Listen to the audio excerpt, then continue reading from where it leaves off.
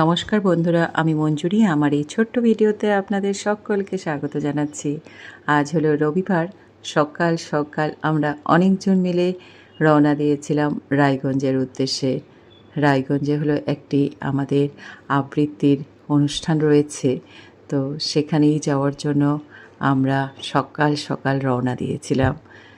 বাসে যাওয়ারও খুব ভালো সুবিধা হয়েছে এখন, তবে আমরা ইসলামপুর থেকে যাওয়ার জন্য ট্রেনটাই বেছে নিয়েছিলাম, কারণ ট্রেনের জার্নিতে একটু আলাদা মজা রয়েছে। সবাই মিলে একটু হৈ হৈ করে যাওয়া, টুকটাক খাওয়া দাওয়া, আমার তো খুব ভালো লাগে ট্রেন জার্নি।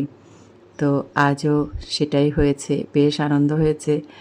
আমাদের মাঝের একজন চা বানিয়ে নিয়ে গিয়েছিল, চা বিস্কিট আরও অনেক কিছু মিলে প্রচুর খাওয়া দাওয়া হয়েছে ট্রেনে।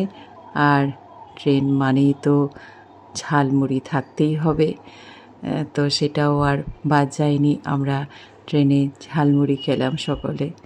তো সকাল সকাল যদিও আমরা ঝালমুড়ির স্বাদ ছাড়তে পারিনি, তো সেটাও আমরা খেয়েছিলাম।